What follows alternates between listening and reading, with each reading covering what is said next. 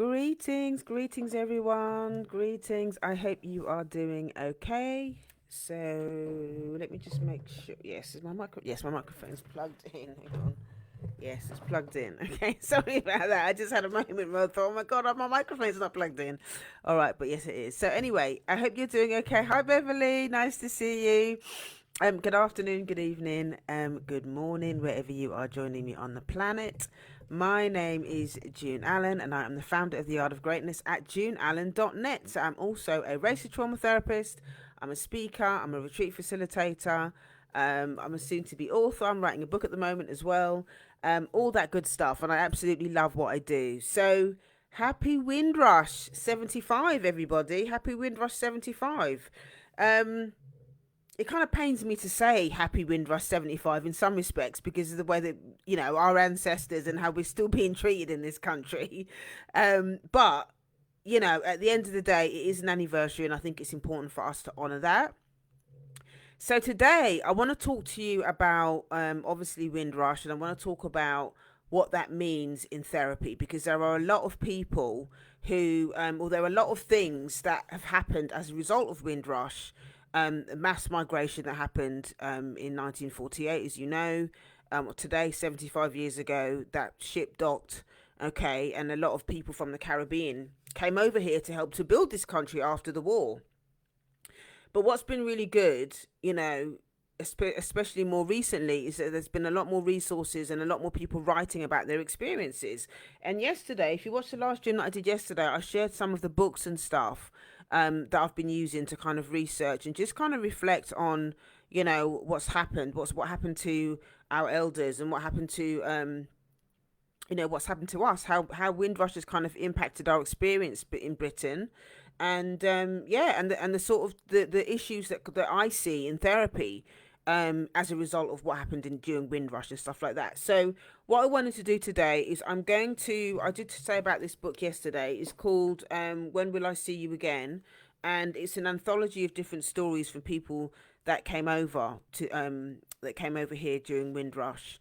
And yeah, I've just kind of been dipping in and out of some of the stories, but I actually found the introduction really, really powerful. So I'm just going to read the introduction, and then I'll kind of share as I go along. But it brought up so many emotions and stuff for me as I was reading it, because I think sometimes the whole idea of Windrush can be it can be fantasy. It can be fantasy. It's kind of like a bit of a fantasy. Oh yeah, all these people came over here from the Caribbean, and they've come over here to the mother country and all that sort of stuff. But there's kind of like a secret history behind all of that. The propaganda is, they went to the Caribbean, they got all our, they fed our people a whole load of lies to get them to come over here. Okay, and when they came over here, they didn't protect them, they didn't support them, they didn't give them any sort of support in terms of dealing with the racism or housing or any of the discrimination, all of that stuff that they had to experience when they came over here. They just kind of told them to come over here so they could do the work, and then let them get on with it. They didn't support them at all. So I think that, you know, us being able to be honest about the secret history that went on behind the scenes, and some of the stuff that I'm going to talk about today, and some of the stuff that comes up in this book, is only just now. Is not only just now coming out, and so I think it's important for us to have these conversations so that people can really start to think about, actually, well, this is how I feel. My parents were part of the Windrush generation, and this is what happened to me, and this is how I feel, and maybe my feelings are valid. So hopefully, you'll this will really add value to you. So I'm going to read the introduction from this book. Okay, When Will I See You Again? It's edited by Natalie Smith and Zindika Kemanzi. Okay, I hope I've pronounced that correctly. Okay, so introduction. The black mother, in not being able to mother her children, is unprecedented in the amount of time spent apart from her offspring, whether it be because of slavery, domestic work, or migration. Separation, whether by forces whether by forces of circumstance or free will, has become an integral part of the black mother and child relationship. And I tapped on this a little bit yesterday, actually. When people talk about Windrush and we talk about the separation and the all of that stuff, we have to really think about it within the bigger context, because even before Windrush, this migration happened via Windrush. There was the mass migration of enslavement. Okay, there was the mass forced migration of enslavement. Okay, so that's also had an impact on the relationship between black women and their children, or just relationships in general, not just the mother and child thing, but this whole idea of attachment or lack of attachment, the displacement. Okay, all of that sort of stuff is going to have an impact on our ability to connect with each other. It's another form of it's another form of it's another form of abuse, actually. The manipulation to get us here. The forced migration from Africa to the Caribbean, and then to get us from the Caribbean to come here with a whole load of propaganda and whatnot, and not looking after people when they came to this country, is another form of abuse and abandonment. It's manipulation, abuse, and abandonment. It's not on. So Beverly's saying we still building up the institution. Yes, romanticized. I heard big people talk about Enoch Powell repatriation paid off to go back home. This still hurts. We aren't wanted. It's dual identity. Oh my God, yeah, that's a whole nother conversation. That dual identity is how a lot of a lot of us survived, how our parents survived. And yeah, we still building this institution even now. Generations down the line, we're still building. Getting a rough deal. I think I saw on the news this morning they're saying that 5 years down the line, since the Windrush scandal and everything, people saw, there's such a small amount of people who've got compensation. There's only a tiny amount of people that have got compensation, and some people have died. Some people have died without and not got their money, and I think that's what they're doing. They want people to kind of, they want people to get so tired of getting tied up in the red tape, or if they're sick or whatever, so they don't have to give them the money. They don't have to give them the money. It's totally out of order. So let me continue reading. So many years ago, in the 60s, our parents left Jamaica in the mass exodus to England to seek a better fortune. They left behind 4 children. The youngest a baby and the oldest about age 6. They took with them 1 child and later had another child born in England.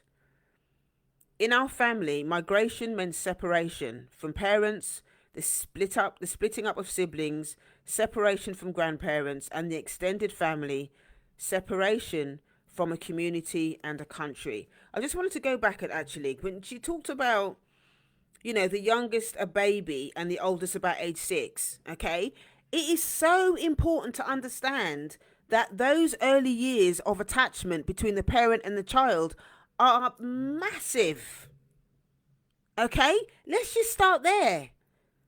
That attachment time between the mother and the child, between those first sort of 5 to 7 years, are so important. They're crucial for the child's development.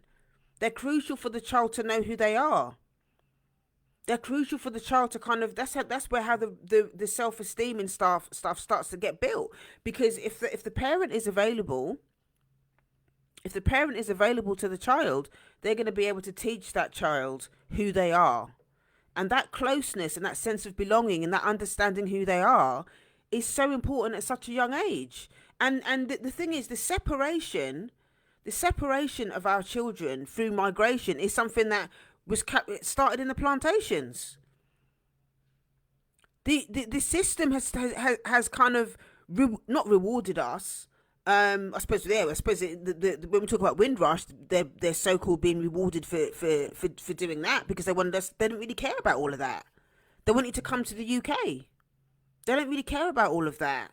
And when we think about the people in the Caribbean that were the generations after enslavement and stuff like that, trying to deal with poverty, trying to deal with all these other things, and with all of that propaganda, of course they're gonna get excited and think, oh yeah, let me come to the UK, maybe I'll get this and that. My mum told me one time, she told me that she thought they were kind of talking in Jamaica. They thought that the streets were paved with gold over here. Yeah, they thought they were told that the streets were paved with gold over here, and when they got here, it was a different something. The racism, the violence, the cold, all of that. It's a lot. So Beverly's also saying, yes, I recall an experienced sister left behind, then sent for her later, and those of us born here suddenly have to integrate. And no one really has those conversations. No one really has those conversations about the impact of that. And that is huge. That stuff is huge. So the attachment thing is probably one of the biggest things for us to acknowledge, and that's probably the main one that I deal with, that I look at I deal with clients in therapy. The whole attachment thing when it comes to Windrush, it's their parents coming over here, and clients don't always name that. They don't always name it as, oh my god, this is to do with Windrush. But when I hear the stories, and I've had clients talk to me about siblings being left in the Caribbean, and then they end up joining, and feeling a bit lost, and the parents kind of feeling, or the mother not feeling, getting upset because the child didn't integrate the way that she wanted them to, and all of that. It's a lot of it's complex. It's complex, and this is all underneath a system that is essentially using black people as cattle. Yeah, this is all essentially under a system that is treating black people like cattle, and continuing to treat black people like cattle, so that they can rebuild this country and maintain power, and basically get money. It's all about money and power, wealth and power. That's what it is. And they don't care if the fallout is black families and black communities being destroyed. They don't care about none of that. This is where we have to be picking up the pieces now. We're having to pick up the pieces of all of that, so that we can start to rebuild our own self-esteem and our own lives. It's absolutely tragic. So Beverly's also said, as a child, you're not allowed to show no way about it. You're not allowed to say anything. And a lot of times I think there's this thing again about, when you got a roof over your head, you got shoes on your feet. So what are you complaining about? Why are you complaining when you got shoes on your feet and you got food in your belly? What's the problem? The love language being acts of service. As long as the child is not hungry, okay, and she's clothed and she got a roof over her head, then then they're doing a good job. But this kind of level of deprivation, this understanding of, or this attitude of, I just have to do those bare minimum things. Again, all of that stuff has come from the plantation, because as a community we're so deprived. That we think that just having the shoes on our foot and a roof over our head and food in our belly is enough. And that's okay. And I'm not, I understand why that mentality is there, because that's what's been passed down. That's what's been passed down. But as human beings, okay, there are also emotional needs. The sense of belonging, the sense of culture, the rituals, the sense of knowing, the understanding what it means to be black, the list goes on. Being heard and seen, having a sense of agency over your body, having a sense of agency over our culture. These are all things that our parents didn't really have those conversations, because in their mind it was, well, as long as you got food in your belly and you got a roof over your head and you got clothes, and everything's fine. This is why it's important for our generation now to start doing this work, because we can understand what the limitations were of the Windrush generation when it comes to these things, and we can understand where they're coming from. But it doesn't mean to say that we have to settle for it. It doesn't mean to say that we have to accept that what went on. We don't have to accept that level of deprivation either. We can choose to allow ourselves to receive more. Okay, I'm actually going to be doing I'm doing a workshop on Saturday the 15th of July. Okay, it's called The Art of Receiving, and this is the type of stuff that we're going to be talking about in it, because this core belief around deprivation and stuff like that, it's been ingrained in us so much that we don't know how to receive. as black women, we don't know how to receive, because that's what's been drummed into us. The system doesn't want us to receive. The system doesn't want us to get too big for our britches. The system doesn't want us to be too uppity. If we learn something, or if we start understanding what our needs are, then all of a sudden we're uppity and with this and with that. We're allowed to receive more. And in the workshop that I'm going to be doing, there's going to be 2 workshops. It's over half a day. There's going to be 2 workshops. The first one is understanding the block. So we're going to be talking about shame, and we're going to be talking about all of these types of things, this chronic compulsive deprivation, those core beliefs, where they come from. And people will be able to share about their experiences about deprivation. It's not just about poverty from a financial perspective, but it's also about poverty and deprivation from a position of what we give to ourselves, in terms of like receiving love in a relationship, receiving pleasure, receiving joy, receiving abundance in the fullest sense of the word, not just about money.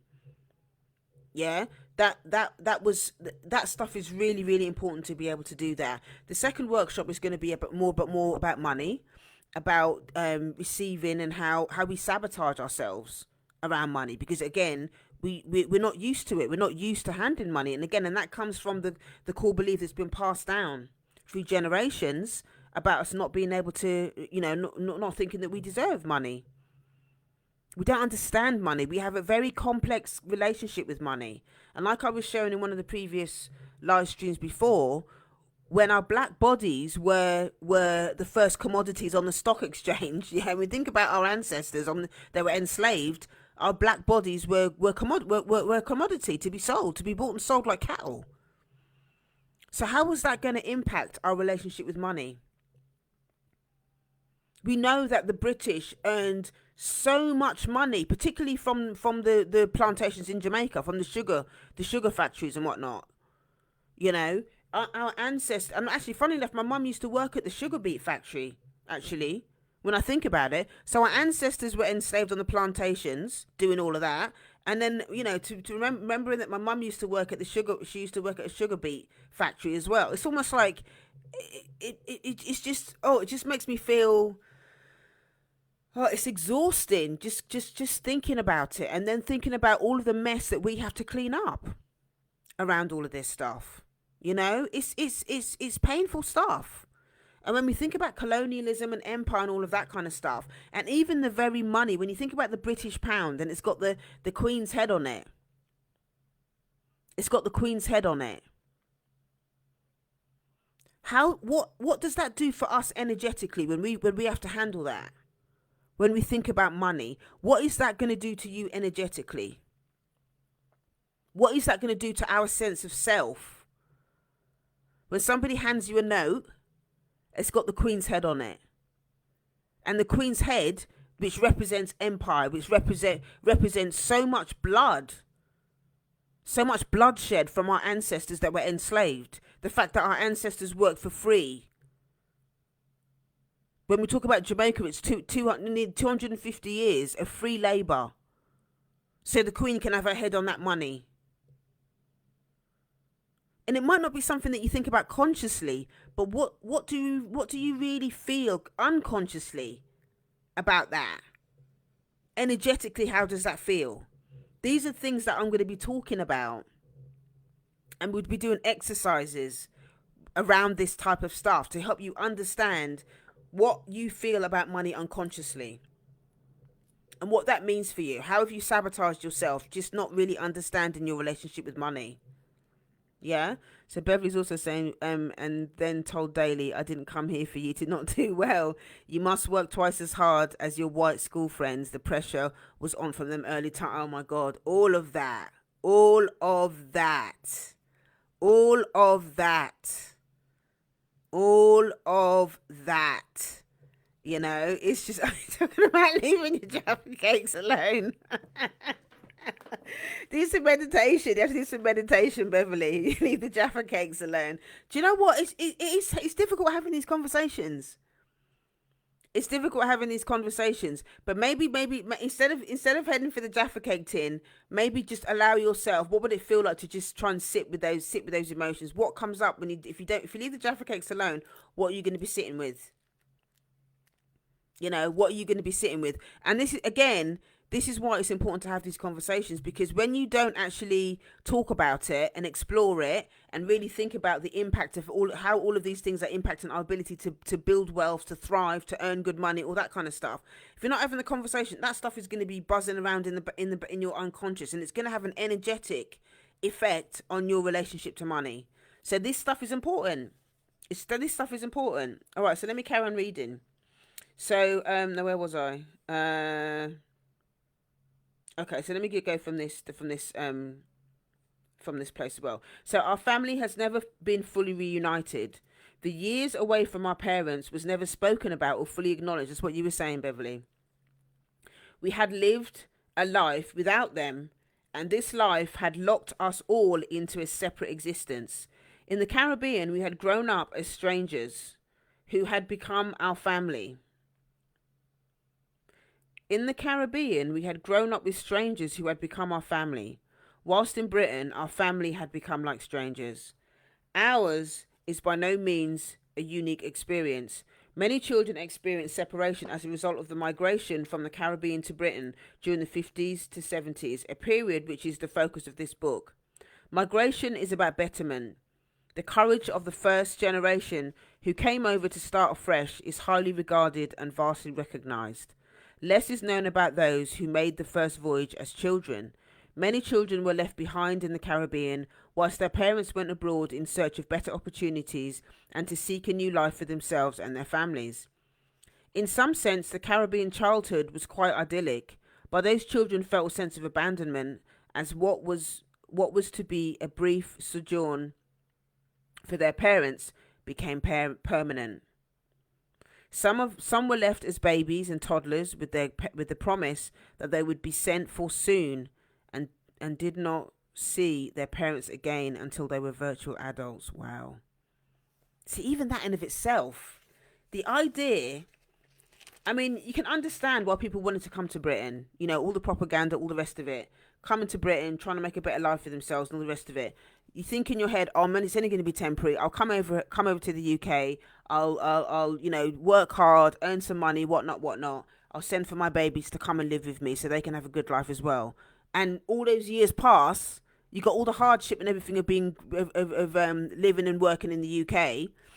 The racism, the stress from all of that, the cold, all of that sort of stuff you're having to deal with, the hardship and whatnot. Meanwhile, your children are getting older and stuff, living in the Caribbean, and by the time you're ready to, you got the money and the time and whatever to send for them, they're nearly adults. They're nearly adults. That is going to have an impact, whether people want to acknowledge it or not. That is going to have an impact. Okay. During this time, the airfares went up, immigration laws changed, some parents remained indecisive as to whether they were staying or returning, and kept their children on tenterhooks. So even that must have been excruciating for the child. Am I going to see my mum? Am I not going to see my mum? Am I going to see my dad? Am I not going to see my dad? Are they coming back? Are they not coming back? Am I going over there? Am I not going over there? That's just... That's got to have been excruciating, like psychologically. What must have happened to those people? They must have had to shut down a part of themselves, okay, in order to deal with the loss, in order to deal with the fact that you have a life somewhere else, you have family members somewhere else, and you got no control over whether you're going to see them or not. That's got to be really painful.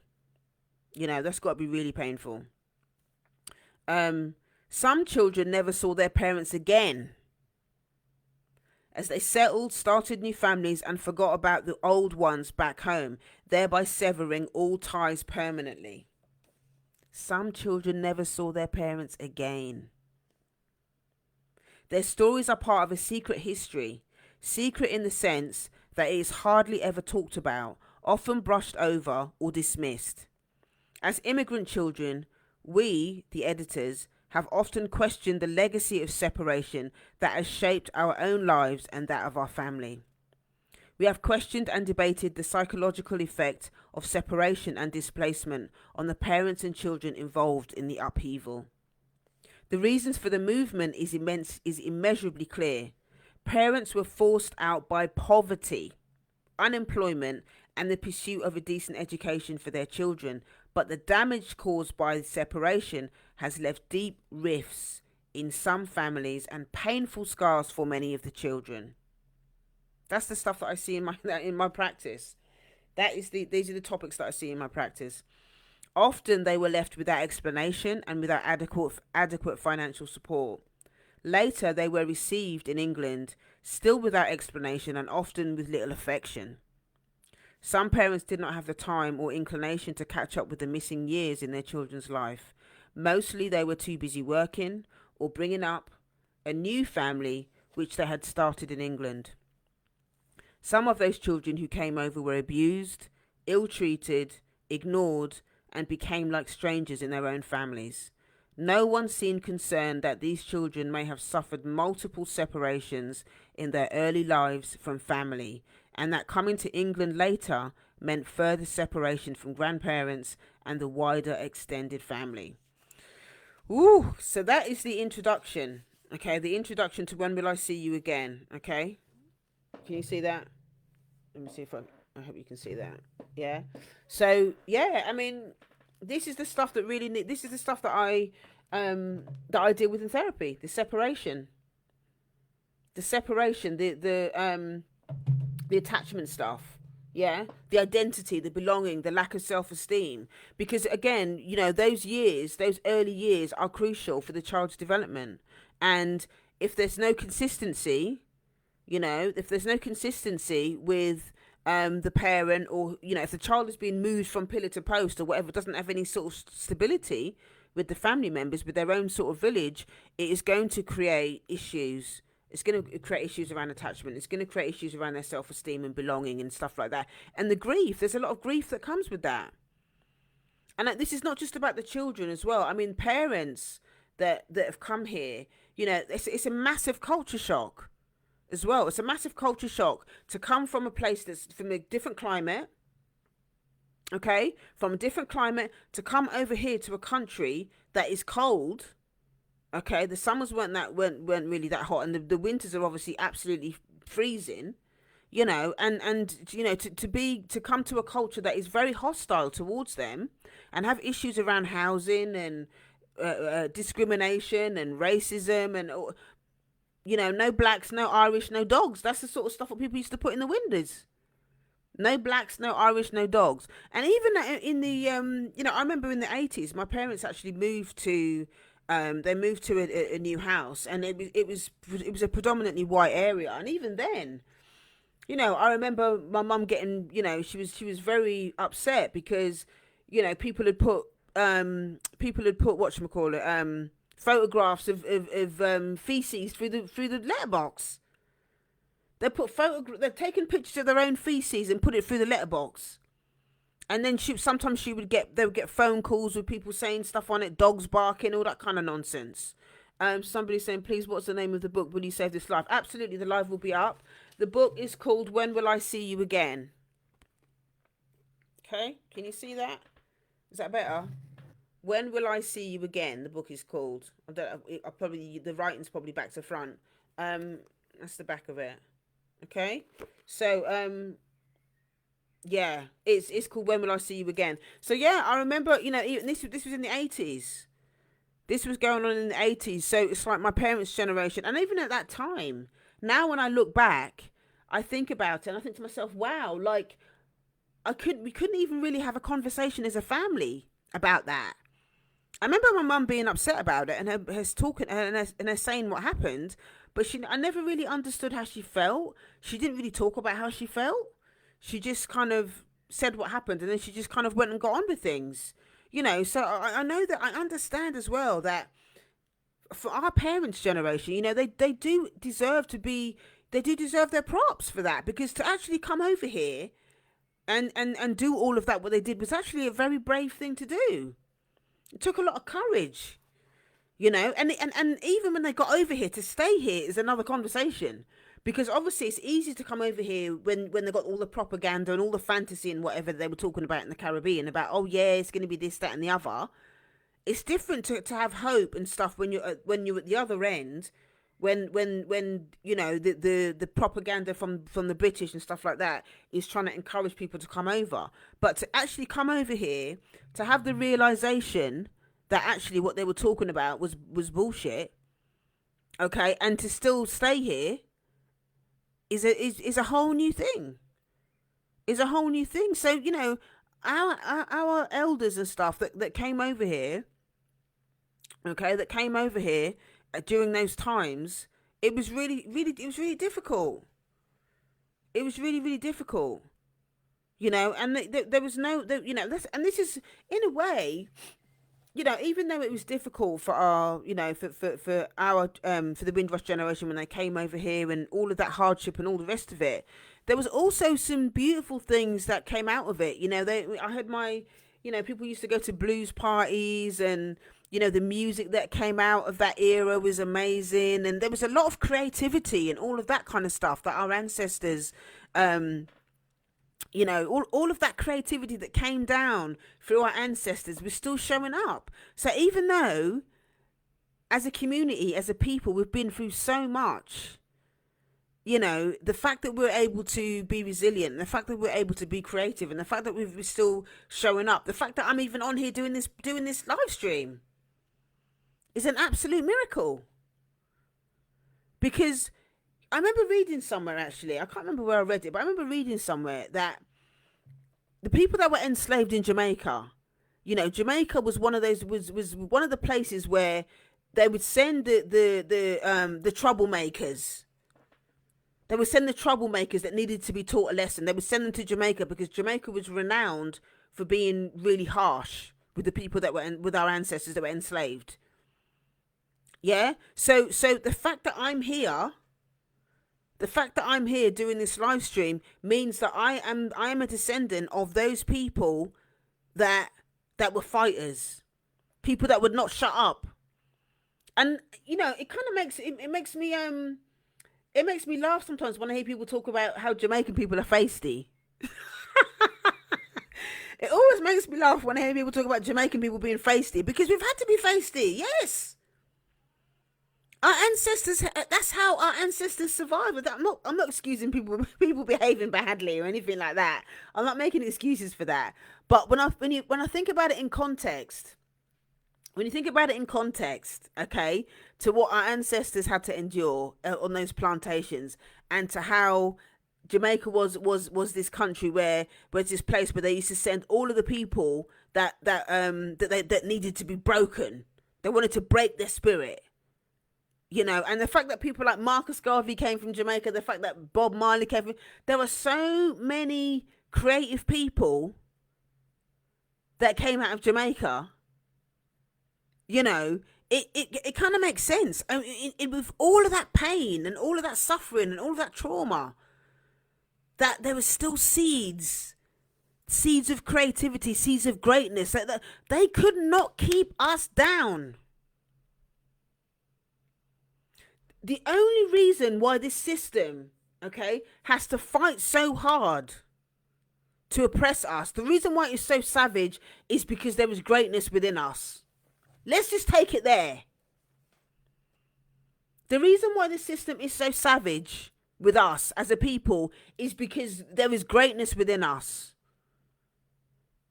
And the greater we are, the more they have to put us down. The more savage and the more vicious that they have to beat us. The more things they have to put in place to keep us oppressed, to keep us controlled, all of that kind of stuff. Hi Marie, thanks for joining. So when you think about that for a moment.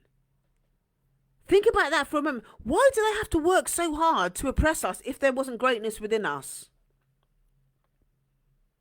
And the only reason why a lot of us are struggling is because we've kind of been disconnected from that greatness. We've been disconnected from our sacredness. We're disconnected from our culture. We're disconnected from ourselves because of the pain, because of the trauma. because we're still living inside the system. But what is amazing about what we're doing now, and the stuff that's available to us now, means that we can start making different choices. We can pick up the baton, okay, where our elders left off, that came on the boat in Windrush and subsequent boats after that. We can pick up the baton. Maybe the thing that, sometimes this is being honest, maybe the only thing what the Windrush generation had to offer us at that time, because of their own stuff, was the fact that they came from the Caribbean. They took that chance and they came here, and they might have only been able to give us the food and the shelter, the food and the shelter and the clothes. Maybe that's all they had. For a lot of them, that is all they had. But now it's the next generation's responsibility to do the next layer of work. It's our responsibility now to do the next layer of work. And so that means we do the trauma work. We do the trauma work. So somebody's saying the scapegoats are usually the most creative and prolific. We are the ones who won't stand up. Come on now. Come on now. That's true.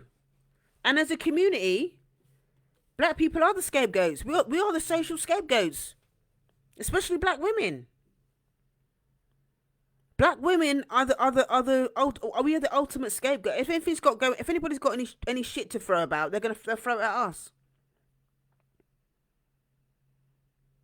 If anybody's got any stuff to throw about, if they're fed up or upset or whatever, and they're looking for a punch bag, they'll be looking for they'll look for a black woman to dash it at. But it's absolutely true. Scapegoats are usually the most creative and the most prolific. And it's time now for our generation to pick up the baton that our parents gave us from coming over here during Windrush. It's time for us to pick up the baton now and do the work that they couldn't do. Your parents couldn't do the work for whatever reason. They choose not to do it. It's our responsibility now to do the work. So that means that we start to have honest conversations with ourselves. We start to have honest conversations with ourselves about our experience. We document our experiences. We write the books. So that when we're gone, you can ask somebody else to pick up the baton. Document it. Share your stories with people. Speak your truth. One of the reasons that I do these live streams is another form of documentation. Okay, it's a form of documentation. The reason why I'm doing all these 30 live streams in 30 days, if you haven't been watching them previously, is because it was my business anniversary on the 1st of June. 8 years doing the art of greatness, and 13 years in recovery on the 2nd of June. Two anniversaries. So for me to do these live streams, it's about sharing my experience. It's about documenting my experience. It's about putting my voice out there. It's about empowering others to also allow themselves to be heard. It was another a business coach who I follow on social media, who is empowering her followers to do the live stream, 30 live streams in 30 days. So I've been doing that. And even there's been people that have followed me that have started doing it. I mean, Beverly, you've done some. I know you did. I saw that you did a few live streams as well, because our voice is important. As black women, our voices are important. So it's again, we have a responsibility as women, as black women, to make sure that our voices are heard. And you know what? I'm gonna say it as it is. Black women are the ones that we lead change a lot of the time. We're the ones that steer change. People always laugh and joke. If you want something to get done, give it to a black woman to do it. A black woman is going to get shit done. And so it's important for us to document our experience. Write stuff down. Share your story. Share with others. Get clear about your own. Get clear about your own work. Give back. share, mentor, empower. All of this stuff is an important part of resisting the system. You ain't got to do, you ain't got to jump up and down, and you ain't got even got to do what I do. There are so many different ways to give back to your community, and actually, even in you doing your own work is a form of giving back. When you do your own work, yeah, you give back to your community, and the way that that works is when you start doing your own work, your relationship with others is going to change. When you start doing your own work, the relationship with others is going to change.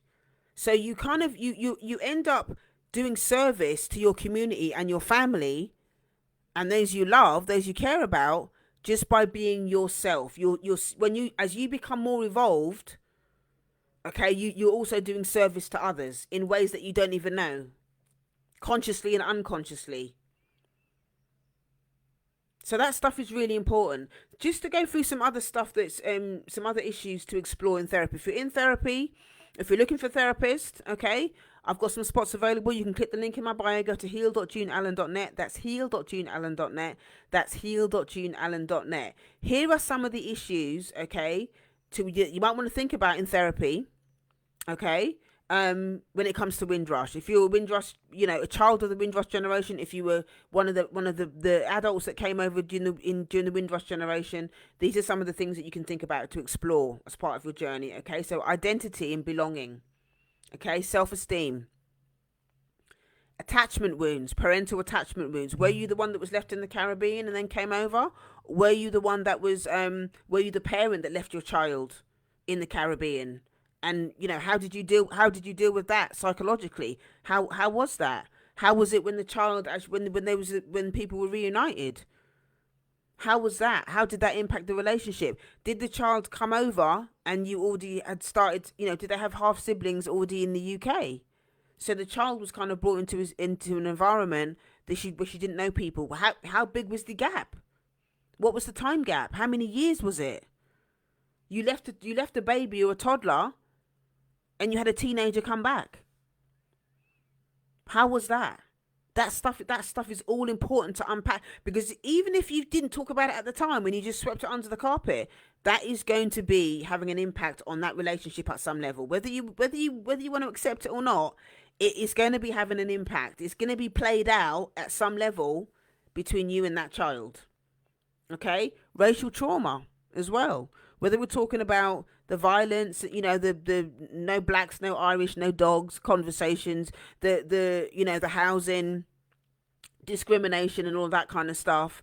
That stuff is real. I remember when because I was born and raised in Suffolk. Okay, a little place called Ipswich, and then and I know that right near there was a place called Felixstowe. There was a docks, and a lot of black people settled in Ipswich in Suffolk because of the Felixstowe docks. They wanted people to come. They wanted black people to go to Suffolk because there was a lot of factories and stuff around in that area. So that's why it ends up being quite a big community of black people there.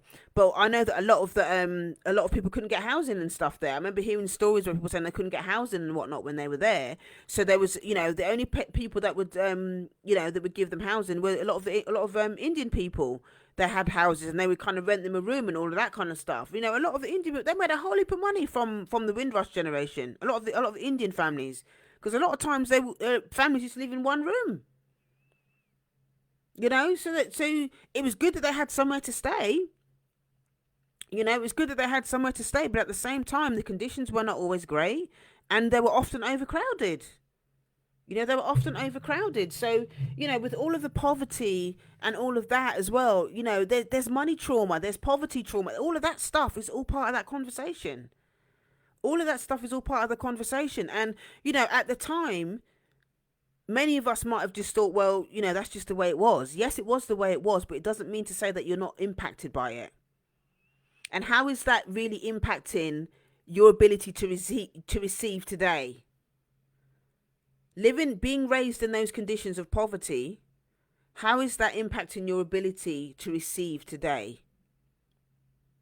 Okay, because it is going to have some sort of impact. Unless you've worked through it, and understanding what is, money trauma, poverty trauma, all that sort of stuff, unless you've actually done that work and you really understand what's gone on and you've processed a lot of that, that stuff is going to be playing out at some level.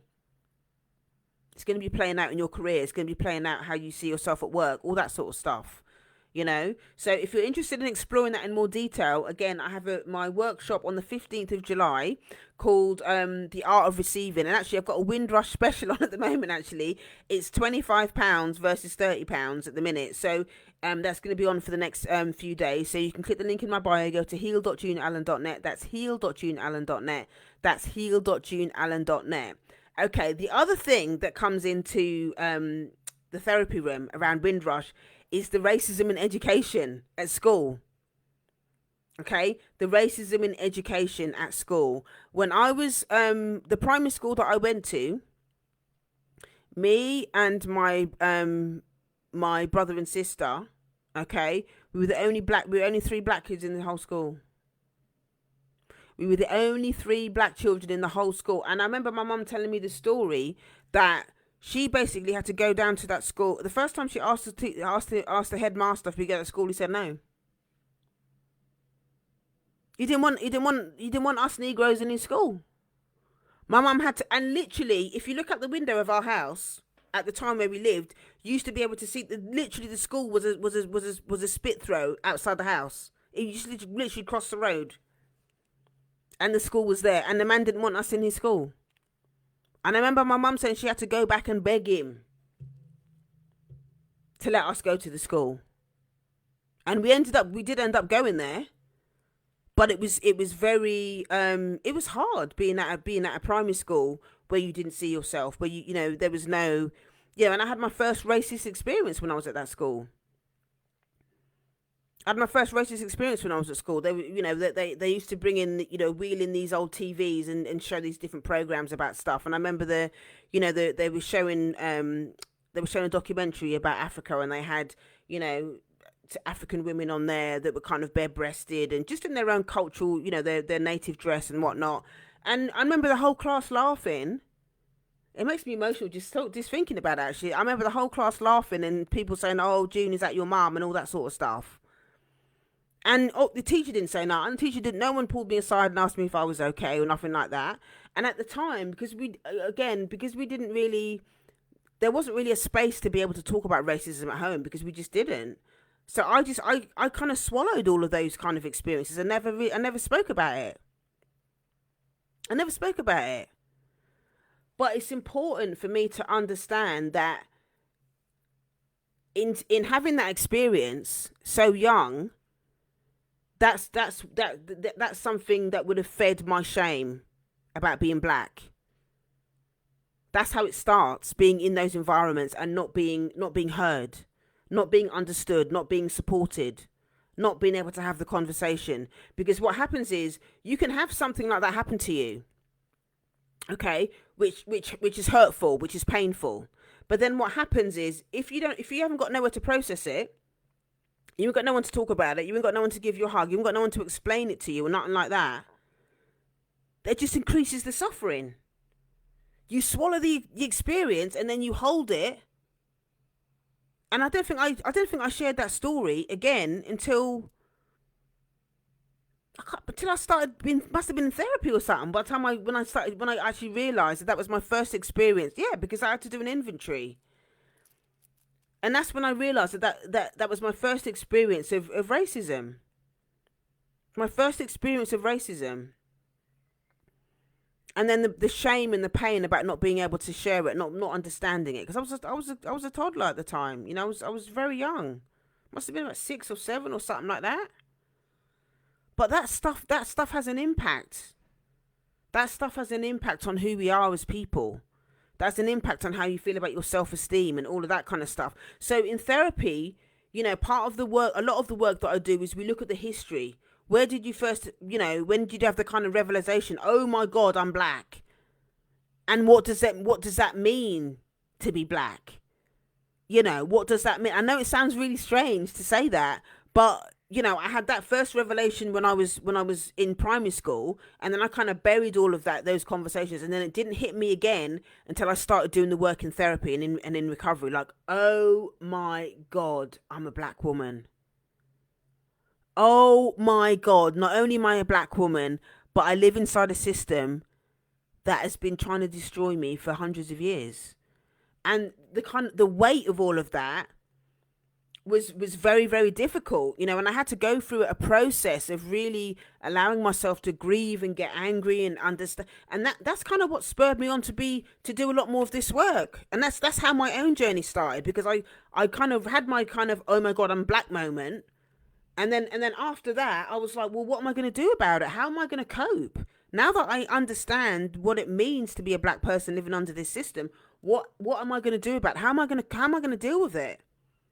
How am I going to deal with the stress of it? And that's when I started doing all of doing my own sort of like racial wellness stuff on my own. Started doing my own practices about, well, how does the cultural part of it mean? How can I take care of myself and all of that? And I started doing it when I was in recovery, and now when my clients come in, and whether it's one to one or whether it's in the mastermind or whatever, I empower them to do the same. And now there's like a huge virtual library with tools and masterclasses and stuff like that. So anybody that if you join the mastermind, you get access to it. Obviously, if you work with me one to one as well, people get access. I give them access to the library as well as a bonus, because there's what's important is not just what we talk about in therapy, but also what you do outside of therapy. And I want to do a separate live stream next week, actually, that's just going to be talking about, or maybe in the next few days actually, that talks about the results. Like what results do people get, when they work with me in therapy, when they join my mastermind and do all that kind of, what sort of results do people get, what can they expect? Because all of that stuff is important. But it's taken me years to kind of put all this stuff together and to be able to deliver it and all of that. But the fact that I've documented all of this stuff, the fact that all of this stuff is available to my clients, means that I'm able to deliver a service to people. Okay, so they don't have to do all the trawling through all the stuff that I had to do, because there was no one else, that I couldn't really find anything that was really helping me. Obviously there was books and stuff. I'd read bell hooks and all of that sort of stuff, which was good. But in terms of like solid tools, that practical things that I could do to help me, there wasn't a lot about. So I thought, well, I'm going to create it.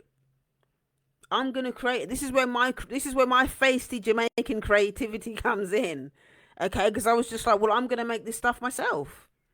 I'm going to create this stuff myself. And now it feels really, really good for me as a therapist, as a trauma therapist, to pass that stuff on to my clients and to pass it on to you. Maybe if you're not my client, I'm still going to pass it on to you, because you watching these live streams, I'm going to still pass it on to you, because that's why I share the books and stuff like that. So even if maybe you can't afford to go to therapy, maybe you're in a situation at the moment where you can't do it for whatever reason.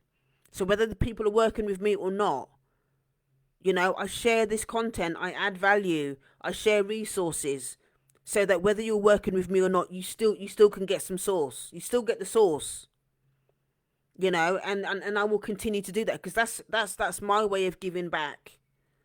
That's my way of giving back to the community and empowering people to do the work that they need to do, if they're in a different situation. So I think that, thinking about Windrush within the context of therapy and all of that is really, really important, to really think about that. And the last thing that I will say about stuff that I work to do in therapy is the cultural grief. Okay, the cultural grief. And people don't always talk about cultural grief. We can talk about the losses of the relationships. We can talk about the losses when, talking about poverty and all of that kind of stuff. We're talking about loss. Parents being here, there, and children being left here and there. That's all grief when we're talking about people. But when we're talking about cultural grief, that's something else. And cultural grief is linked to, the loss of identity. The loss of identity that a lot of our elders had to adjust. They had to be code switching and doing all kinds of stuff so they can survive. They had to be doing all kind, and this is one of the reasons. Again, this is where the beauty of the creativity comes in. Okay, because our people came over here, they weren't welcomed. They've gone through all kind of struggles and hardship and all the rest of it. But at the same time, over this side, there's things like, the carnival, the Notting Hill Carnival, and the blues parties, and lovers rock, and all of that all of the beautiful creative things that came over, kind of like emerging black culture, or our Caribbean culture with British culture. So things like Lovers Rock. I love all those movies. I love that. I don't know if anyone else has seen that film, Burning an Illusion. I love that movie, Burning an Illusion. Things like Rockers, Lovers Rock. There's people like, oh gosh, what's the brother's name? I forget the brother's name that actually created Burning an Illusion, but he created a few films. Drop it in the comments if somebody remembers the guy's name. I forget his name. He passed in the last few years. Actually, I can't remember. His name escapes me. But yeah, so for me, Windrush 75 is not just about the fantasy that the British want us to, jump up and down and, oh yeah, Windrush 75, isn't it fantastic? Isn't it great? Yes, our ancestors came over here and helped to build this country, but we need to look at all of it. Yeah, we need to honor all of it. We need to also honor the fact that, our elders that came over here at the time, they were scared, they were brave, they weren't welcome when they came over here. They struggled. They did a lot of work that the white people over here did not want to do. And my mum told me she did loads of nasty jobs that white people don't want to do. When she used to work as a nurse, and she used to do a whole heap of things that white people didn't want to do. They get the black auxiliary people to go and do it because they don't want to do it. We came over here and built this country. The NHS, okay, the transport. A lot of Windrush people do all that kind of stuff.